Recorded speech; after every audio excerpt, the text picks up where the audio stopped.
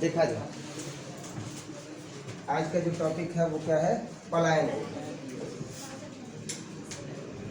पलायन वेग। पलायन वेग के बारे में कल चर्चा कर दिए थे कि पलायन वेग होता क्या है, और आज हम फिर सत्यापित करेंगे कि पलायन वेग एस्केप वेलोसिटी का मान कितना होता है, 11.2 किलोमीटर प्रति सेकंड होता है। और उसके लिए हम यहाँ पर जो है वो इसे प्रमाणित भी करेंगे, और प्रमाणित करके ये देखेंगे, ये मान लाएंगे कि आखिर इसका मान क्यों 11.2 किलोमीटर प्रति सेकंड होता है और कैसे होता है, ये प्रमाणित करेंगे। तो मान लीजिए कि ये पृथ्वी है ना, और पृथ्वी का द्रव्यमान कितना है, पृथ्वी का द्रव्यमान जो है वो है m, सॉरी पृथ्वी का द्रव्यमान कितना है m, ना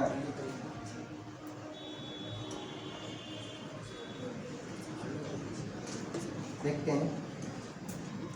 सबसे पहले फिगर ही बना देखा जाए, पृथ्वी जो है वो गोलाकार है ना, तो गोलाकार पृथ्वी का जो है वो फिगर बनाएंगे, और गोलाकार पृथ्वी का फिगर बनेगा और उसमें जो है वो m द्रव्यमान के पिंड को दिखाया जाए। क्लियर है? ये गोलाकार पृथ्वी है और इस गोलाकार पृथ्वी का द्रव्यमान कितना है, तो इस गोलाकार पृथ्वी का ये अर्थ है, और इस अर्थ का जो द्रव्यमान है वो कैपिटल M। इसका केंद्र बिंदु कितना है, तो इसका केंद्र मान लिया जाएगा कि इसका केंद्र क्या है, O है, तो इसका केंद्र O मान लिए। पृथ्वी का केंद्र कितना है, O है, और पृथ्वी की त्रिज्या कितनी है, पृथ्वी की त्रिज्या जो है वो R है। पृथ्वी की त्रिज्या R है, केंद्र O है, और द्रव्यमान कितना है, ठीक है। अब जब यहाँ से अगर हम स्मॉल m द्रव्यमान को क्या करेंगे, प्रक्षेपित करेंगे, कहाँ करेंगे, ऊपर की ओर। जब हम स्मॉल m द्रव्यमान को ऊपर की ओर क्या करेंगे, प्रक्षेपित करेंगे, तो ऐसी स्थिति में क्या होगा देखते हैं। अगर स्मॉल m द्रव्यमान का पिंड कहाँ तक प्रक्षेपित करेंगे, प्लस इन्फिनिटी तक। कहाँ तक, प्लस इन्फिनिटी तक, मतलब अनंत तक उसको क्या करेंगे, फेंकेंगे, और इस वेग से फेंकेंगे कि वह पृथ्वी के गुरुत्वाकर्षण क्षेत्र से जब बाहर चला जाए तो वो वापस पुनः आए नहीं। तो इस स्थिति में वही वेग उसका क्या कहलाएगा, पलायन वेग कहलाएगा। कहलाएगा कि नहीं कहलाएगा। अब यहाँ पर हम क्या देख रहे हैं कि एक स्मॉल m द्रव्यमान का पिंड है, और इस स्मॉल m द्रव्यमान के पिंड को कहाँ हम लोग प्रेक्षित कर रहे हैं, ऊपर की ओर, और इस वेग से प्रेक्षित कर रहे हैं कि अब जो उसका मान है वह इतना तेज हो गया कि अब पुनः वह पृथ्वी के गुरुत्वाकर्षण क्षेत्र में नहीं आएगा। तो जब वह पुनः पृथ्वी के गुरुत्वाकर्षण क्षेत्र में नहीं आएगा तो इसी वेग को क्या कहते हैं, इसी वेग को कहा जाता है पलायन वेग। तो हम लोग अध्ययन कर रहे हैं पलायन वेग का, तो इसमें क्या अध्ययन करेंगे, क्या मान लाएंगे, तो इसमें मान बस एक ही लाएंगे, और वो ये है कि पलायन वेग का मान 11.2 किलोमीटर प्रति सेकंड होता है। अब ध्यान देना, ये तो पता चल गया कि स्मॉल m द्रव्यमान है, स्मॉल m द्रव्यमान है तो कहाँ तक है, प्लस इन्फिनिटी तक, अनंत तक उसको ऊर्ध्वाधरता जो है ऊपर प्रेक्षित किया जाता है, ऊपर जो है वो त्वरित किया जाता है। लेकिन यही स्मॉल m द्रव्यमान इस सतह पर भी आएगा ना, आएगा कि नहीं आएगा, इस सतह पर आएगा, तो अब यहाँ से यहाँ की दूरी क्या हो जाएगी, यहाँ से यहाँ की भी दूरी तो r ही ना होगी, तो दूसरा हो जाएगा। अगर मान लो इस सतह पर आ गया तो यहाँ से यहाँ की दूरी कितनी हो गई, r हो गई।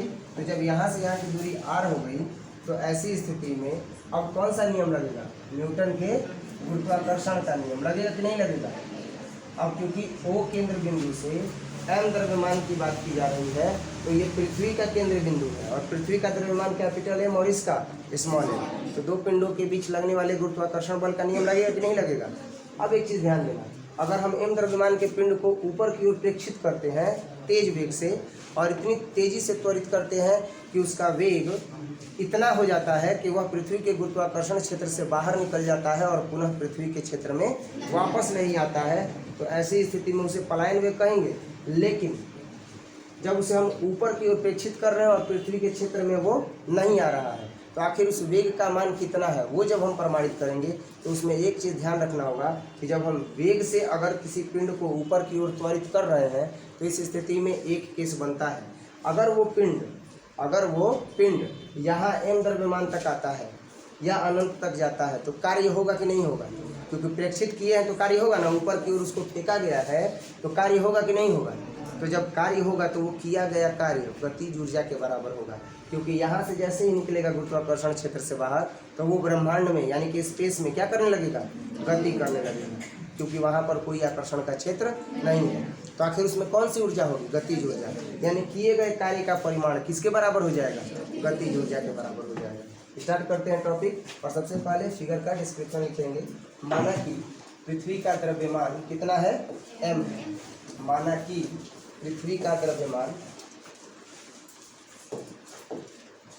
माना कि पृथ्वी का द्रव्यमान, अभी आप नोट नहीं कीजिएगा, पृथ्वी का द्रव्यमान कितना है, कैपिटल M, एवं पृथ्वी की त्रिज्या कितनी है, हाँ, एवं पृथ्वी की त्रिज्या कैपिटल R। क्लियर है ना। स्मॉल m द्रव्यमान का पिंड, स्मॉल m द्रव्यमान का पिंड है, जिसे क्या किया जा रहा है, तो जिसे ऊर्ध्वाधरतः ऊपर की ओर इस प्रकार से त्वरित किया जाता है कि वह पृथ्वी के गुरुत्वाकर्षण क्षेत्र से बाहर चला जाता है। m द्रव्यमान का पिंड है जिसे इस प्रकार से त्वरित किया जाता है, त्वरित किया जाता है। तो त्वरित कहाँ किया जाता है, ऊर्ध्वाधरतः ना, इस प्रकार से ऊर्ध्वाधरतः त्वरित किया जाता है, इस प्रकार से ऊर्ध्वाधरतः त्वरित किया जाता है, हो गया, ऊर्ध्वाधरतः त्वरित किया जाता है कि वह पृथ्वी के गुरुत्वाकर्षण क्षेत्र से बाहर चला जाता है, कि वह, शांत रहें, कि वह पृथ्वी के गुरुत्वाकर्षण क्षेत्र से क्या हो जाता है, बाहर चला जाता है, गुरुत्वाकर्षण क्षेत्र से बाहर चला जाता है, बाहर चला जाता है। इस स्थिति में जिस वेग से उस पिंड को त्वरित किया गया, उस वेग को ही क्या कहते हैं, पलायन वेग। लिखेंगे, इस स्थिति में पिंड को या m द्रव्यमान, स्मॉल m द्रव्यमान वाले पिंड को जिस वेग से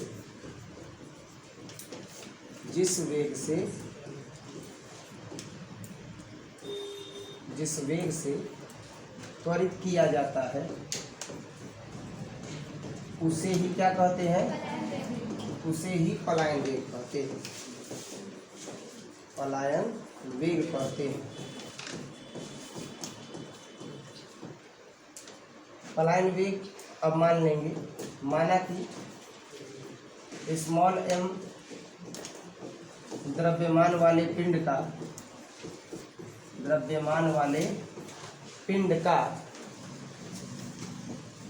स्मॉल m द्रव्यमान वाले पिंड का पलायन वेग कितना है, ve है, एस्केप वेलोसिटी है ना। पलायन वेग कितना है, पलायन वेग ve है। इस स्थिति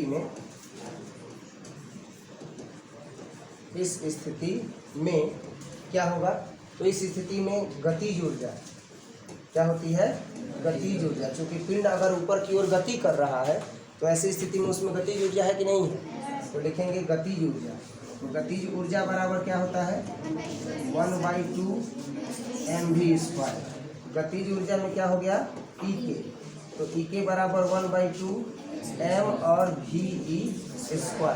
जो पिंड ऊपर की ओर गति कर रहा है उसका कितना मान हो जाएगा, 1/2 mve² होगा कि नहीं होगा, तो ये 1/2 mve² हो गया।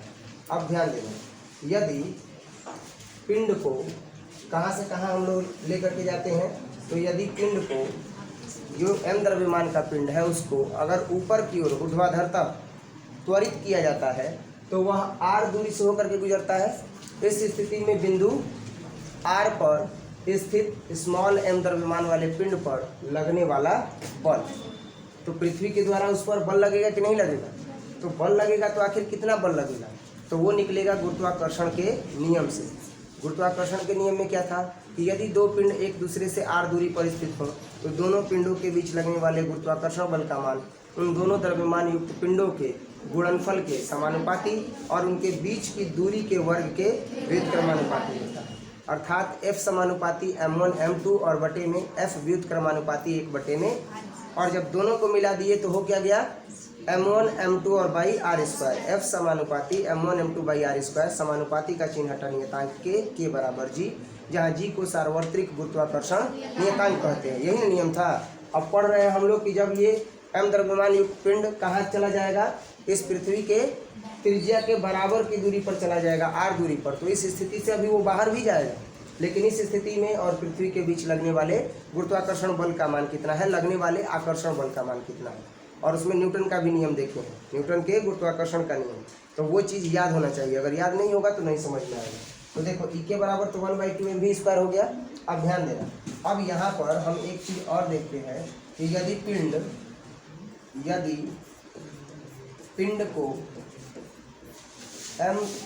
पिंड को ऊर्ध्वाधरतः त्वरित किया जाता है, ऊर्ध्वाधरतः त्वरित किया जाता है,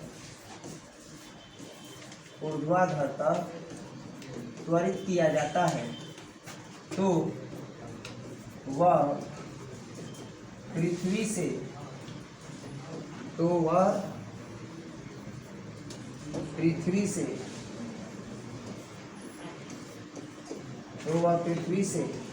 r त्रिज्या से होकर गुजरता है, या तो वह पृथ्वी के r त्रिज्या से होकर गुजरता है। गुजरता है कि नहीं गुजरता?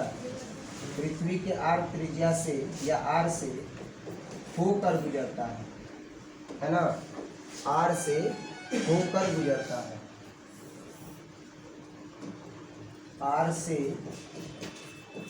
होकर गुजरता है। इस स्थिति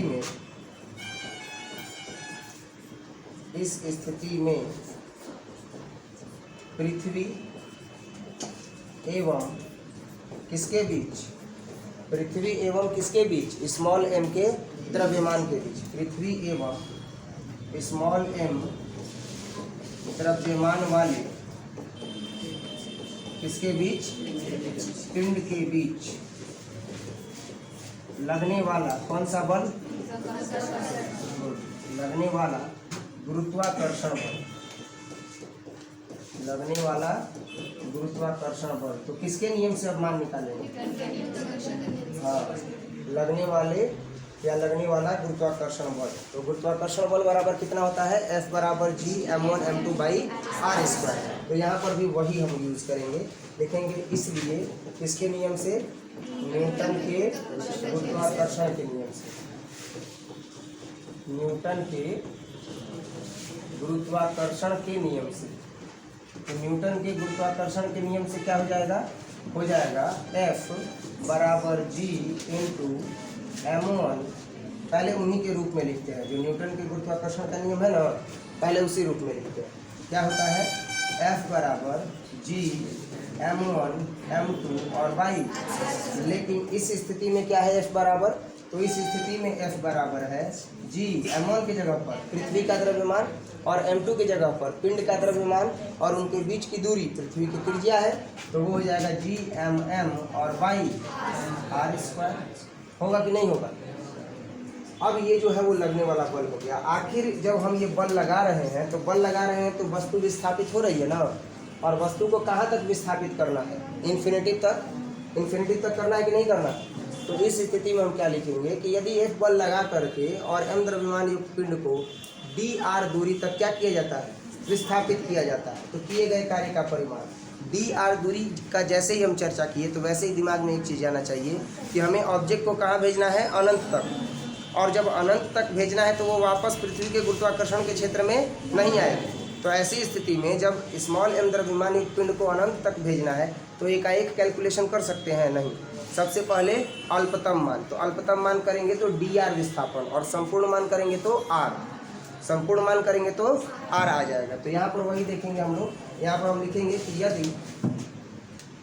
यदि स्मॉल एम द्रव्यमान युक्त पिंड, स्मॉल एम द्रव्यमान युक्त पिंड को, स्मॉल एम द्रव्यमान युक्त पिंड को डी आर दूरी तक एफ बल आरोपित करके, शांत रहें, डी आर दूरी तक एफ बल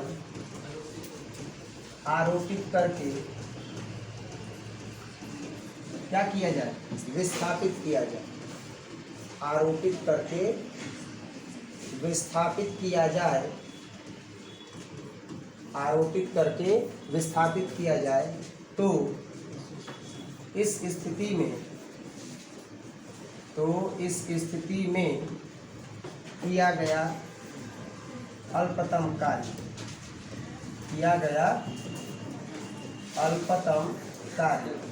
अब देखो किया गया अल्पतम कार्य निकालेंगे तो कार्य बराबर क्या होता है, कार्य बराबर होता है बल और गुणे विस्थापन। अब ध्यान देना, अगर बल गुणे विस्थापन होता है तो लगने वाला बल यहाँ पर क्या है, F, और विस्थापन कितना है, dr, और अल्पतम कार्य का जिक्र किया जा रहा है, किसका जिक्र किया जा रहा है, अल्पतम कार्य का, तो हो जाएगा dw बराबर बल का मान कितना है, F, तो लिखेंगे F, विस्थापन कितना है, dr, लेकिन dw बराबर हो क्या जाएगा, F का मान g m और बाई r, और ये क्या हो गया, dr, है ना, अच्छा sorry, r square, G M M by R square, और क्या हो गया, डी आर हो गया, हुआ ना।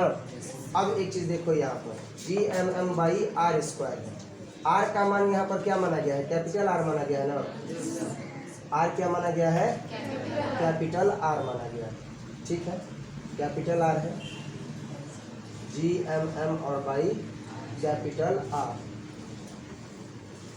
जी M M by capital R, तो डी आर दूरी तक अगर माना जाएगा तो डी आर दूरी में इसको सुधार लेते हैं, डी आर दूरी में जो है वो हम एक चीज़ करेंगे कि अल्पतम विस्थापन मान रहे हैं तो डी आर दूरी में हम इस स्मॉल आर को क्या ले लेंगे, कैपिटल आर ले लेंगे, डी आर दूरी तक क्या किया जाता है, एफ बल आरोपित करके विस्थापित किया जाता है, तो ये जहाँ जहाँ स्मॉल आर है वहाँ वहाँ क्या हो जाएगा, कैपिटल आर हो जाएगा, कोई दिक्कत। अब देखो तो ये हो गया डी आर और ये हो गया डी आर, तो डी आर दूरी तक विस्थापित किया जाता है। स्मॉल आर क्या था, तो स्मॉल आर त्रिज्या के विषय में ही बताया गया था, लेकिन यहाँ पर हमने देखा है कि त्रिज्या का मान हमने क्या माना है, तो यहाँ त्रिज्या का मान जो है वो हमने माना है कैपिटल आर, माना है कि नहीं माना, देख सकते हो यहाँ पर क्या माना गया है, कैपिटल आर, इस वजह से इसको क्या ले लेंगे हम, डी आर ले लेंगे, ठीक है। तो डी आर दूरी तक विस्थापित किया गया एफ बल आरोपित करके, तो इस स्थिति में किया गया अल्पतम कार्य का मान मिल गया। अब एक चीज़ ध्यान देना, अगर यही चीज़ हम कहाँ तक लेकर के जाएं, तो हम यहाँ से आर दूरी से कहाँ तक लेकर के चले जाएं, अनंत तक लेकर के चले जाएं, तो ऐसी स्थिति में मान क्या होगा, तो लिखेंगे कि यदि एम द्रव्यमान युक्त पिंड को, यदि एम द्रव्यमान युक्त या एम द्रव्यमान वाले पिंड को आर से कहाँ लेकर के चले जाएं, प्लस इन्फिनिटी दूरी तक क्या किया जाए, विस्थापित किया जाए, विस्थापित किया जाए, तो इस स्थिति में किया गया कुल कार्य, तो इस स्थिति में किया गया कुल कार्य, किया गया कुल कार्य क्लियर है, तो किया गया कुल कार्य बराबर अब क्या हो जाएगा, समाकलन ना, समाकलन डी डब्ल्यू बराबर समाकलन कहाँ से कहाँ तक, आर से प्लस इन्फिनिटी तक, और ये हो गया जी एम एम और बाई क्या हो गया, आर स्क्वायर, और ये क्या हो गया, कोई दिक्कत। अब देखो अगर ये जी एम एम को बाहर निकालेंगे तो डी डब्ल्यू का करेंगे समाकलन, तो क्या हो जाएगा, डब्ल्यू हो जाएगा, और ये जी एम एम बाहर आ जाएगा अचर पद, क्योंकि डी आर है तो यहाँ क्या है, आर स्क्वायर है, तो अब देखो ये क्या हो जाएगा, ये हो जाएगा जी एम एम समाकलन r से प्लस इंफिनिटी और 1/r² और dr। तो ये क्या हो जाएगा, कार्य बराबर Gm और इसका हम मान निकालेंगे। तो r से कहाँ तक आ गया, प्लस इंफिनिटी। तो ये r के पावर -2 और dr होगा कि नहीं होगा। अब आगे बढ़ते हैं और देखते हैं इसका मान कितना आता है। क्या हाँ दे रहे हैं क्या, तो चला देखा जाए। अब इसको हल करेंगे तो अब इसका मान कितना आ जाएगा। तो अब इसका मान जो है वो हम इसका हल करेंगे मान, तो हमें मिलेगा घात में वृद्धि और उसी घात से घात। तो ये हो जाएगा Gmm और ये हो जाएगा घात में वृद्धि और उसी घात से क्या हो जाएगा, भाग हो गया। और इसका लिमिट कहाँ से कहाँ तक होगा, तो r से प्लस इंफिनिटी तक। तो ये हो गया r से प्लस इंफिनिटी तक। अब इसको हल करेंगे ना, तो ये w बराबर कितना हो गया, Gmm और ये हो जाएगा r के पावर -1 और बाई -1 और ये r से कहाँ तक आ गया, प्लस इंफिनिटी तक आ गया। प्लस नहीं भी लिखेंगे तो काम चलेगा। तो अब क्या आ गया Gmm और ये हो जाएगा -1/r, लेकिन कहाँ से कहाँ तक, r से इंफिनिटी तक। अब ध्यान दिया जाए w बराबर क्या हो गया, तो w बराबर हो गया Gmm। अब यहाँ पर सबसे पहले क्या लिखेंगे, अपर लिमिट। सबसे पहले जो उच्चतम मान है वो लिखेंगे, उच्च सीमा लिखेंगे और इसके बाद निम्न सीमा। तो ये हो जाएगा -1/r के जगह पर इंफिनिटी, अब माइनस, अब ये तो मान है ही माइनस में, -1/r है तो r के जगह पर क्या रखेंगे, r ही रखेंगे। तो ये हो गया r, होगा कि नहीं होगा। अब देखो w बराबर क्या आ गया, कुल किए गए कार्य का मान Gmm। अब -1/∞ का मान कितना होता है, तो 0 होता है। कितना होता है, 0। माइनस से 0 हो जाएगा मान लो। अब ये क्या हो जाएगा, माइनस माइनस प्लस और 1/r। तो इसका मान कितना हो जाएगा, w बराबर हो गया Gmm और इंटू 1/r। तो w बराबर कितना हो गया, Gmm और y कितना हो गया, r। ये जो है वह किए गए कार्य का परिमाण हो गया। लेकिन किए गए कार्य का परिमाण वस्तु को कहाँ तक पहुँचाने में, अनंत तक। तो अनंत तक पिंड को पहुँचाने में, m द्रव्यमान युक्त पिंड को पहुँचाने में अनंत तक किए गए कार्य का परिमाण Gmm/r है। लेकिन यही किए गए कार्य का परिमाण किसके बराबर होता है, गतिज ऊर्जा के बराबर होता है। क्योंकि जैसे ही वस्तु पृथ्वी के गुरुत्व क्षेत्र से बाहर जाती है तो वहाँ पर स्पेस में तो नो ग्रेविटी है, वहाँ पर कोई आकर्षण क्षेत्र नहीं है, तो वो अब तेजी से क्या करती है, गति करती रहती है। खूब तेजी से एस्ट्रोनॉइड की तरह वो गति करती रहती है। तो उस गति के कारण उसमें कौन सा ऊर्जा आ जाता है, गतिज ऊर्जा। तो मेरा ये किया गया कार्य या मशीनरी के द्वारा किया गया कार्य जिसका परिमाण Gmm/r है, यह किस में बदल जाएगा, गतिज ऊर्जा में बदल जाएगा, यानी यह गतिज ऊर्जा के तुल्य है। तो लिखेंगे कि किए गए कार्य का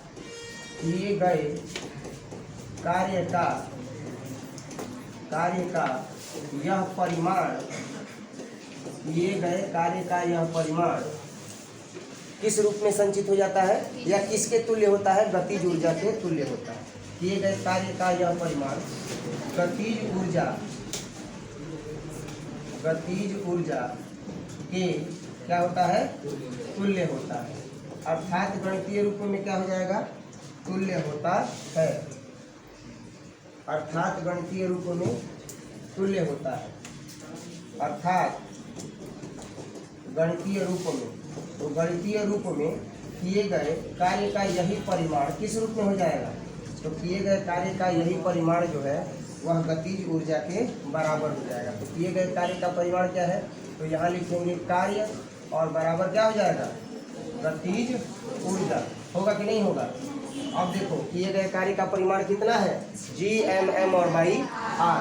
तो ये हो जाएगा Gmm और बाई r बराबर गतिज ऊर्जा कितना था, 1/2 mve²। तो ये हो गया 1/2 mve²। अब देखो स्मॉल m से ये स्मॉल m कट जाएगा, तो यहाँ क्या आ गया, यहाँ आ गया Gm और बाई r और बराबर 1/2 ve। तो ये 2 इधर आ जाएगा, तो हो जाएगा 2Gm और बाई कितना r और बराबर कितना हो जाएगा ve²। तो ve का अगर हम मान निकालेंगे तो कितना आ जाएगा, देखा जाए ve का मान निकालेंगे तो कितना आ जाएगा, यहीं पर निकालते हैं। तो ये हो जाएगा ve बराबर √2Gm और बाई कितना हो जाएगा आर। होगा कि नहीं होगा? अब ध्यान देना, क्योंकि जी बराबर क्या होता है जी, स्मॉल जी बराबर क्या होता है, स्मॉल जी बराबर जी एम और बाई आर होता है ना। तो ये हो जाएगा जी एम और बाई कितना हो जाएगा आर स्क्वायर। तो जी बराबर हो गया G M by R square, तो इसका गुणा करेंगे तो ये क्या हो जाएगा जी आर स्क्वायर और बराबर क्या हो जाएगा। तो अब देखो तो क्या हो जाएगा, वी ई बराबर 2 है तो 2 ऐसे ही रहने देंगे, और ये जी एम है तो जी एम की जगह पर क्या लिखेंगे जी आर स्क्वायर, अब बटे में क्या लिखेंगे, तो आर से आर कट जाएगा, तो वी ई बराबर अंडर रूट क्या हो गया 2GR। अब ध्यान देना, वी ई ऐसे ही, अंडर रूट में 2 ऐसे ही, जी का मान 9.8, आर क्या है पृथ्वी की त्रिज्या, तो पृथ्वी की त्रिज्या का मान कितना होता है 6.37 गुणे 10 के पावर 6, तो कितना हो जाएगा 6.37 गुणे 10 के पावर 6। आज जैसे ही इस मान को हम हल करेंगे तो इस मान को हल करने के बाद जो वी का मान आएगा वो आएगा 11.2 किलोमीटर प्रति सेकंड। यही जो मान है, ये मान ही किसका मान कहलाता है, पलायन वेग का मान कहलाता है। यही वो वेग का मान है, यही वो वेग का परिमाण है कि अगर इस वेग के परिमाण से किसी भी ऑब्जेक्ट को, चाहे वो छोटा हो चाहे वह बड़े से बड़ा रॉकेट ही क्यों ना हो, समझ में आ रहा है ना, चाहे वो इतना बड़ा रॉकेट क्यों ना हो कि उस पर जो है वो 105 को सैटेलाइट लाद दिया गया हो। ऐसा आप न्यूज़ सुने होंगे, जो मॉडर्न टाइम में जो है वो करंट अफेयर्स है ये, कि भारत देश एकमात्र ऐसा देश है कि अपने सैटेलाइट लॉन्चर से 105 सैटेलाइट को ले जाकर के क्या कर दिया, अंतरिक्ष में छोड़ दिया। तो अब इससे क्या पता चलता है कि 105 सैटेलाइट मतलब वजन बहुत ज़्यादा होगा ना, तो वजन चाहे कितना भी कम होगा चाहे कितना भी अधिक हो, कितना भी अधिक हो, अगर उस पिंड को पृथ्वी के गुरुत्वाकर्षण क्षेत्र से बाहर करना है तो वेग कितना रखना पड़ेगा 11.2 किलोमीटर प्रति सेकंड। अगर किसी भी पिंड का द्रव्यमान चाहे वह कितना भी न्यूनतम हो चाहे वह कितना भी बड़ा हो बृहत हो, अगर उसे 11.2 किलोमीटर प्रति सेकंड की वेग से हम ऊर्ध्वाधरतः ऊपर की ओर प्रक्षेपित करेंगे तो वह पुनः पृथ्वी के गुरुत्वाकर्षण के क्षेत्र में नहीं आएगा। इसी वेग को पलायन वेग कहते हैं, और पलायन वेग का मान 11.2 किलोमीटर प्रति सेकंड होता है। तो कैसे होता है ये सत्यापन समझ में आया, बोलिए। तो समझ में आया तो अब इसको नोट कीजिए, फिर इसके बाद जो है वो हम लोग केमिस्ट्री पढ़ेंगे, ठीक है, जल्दी से नोट कीजिए। काफ़ी बड़ा टॉपिक था ना, जल्दी से नोट कीजिए, इसके बाद केमिस्ट्री देखेंगे।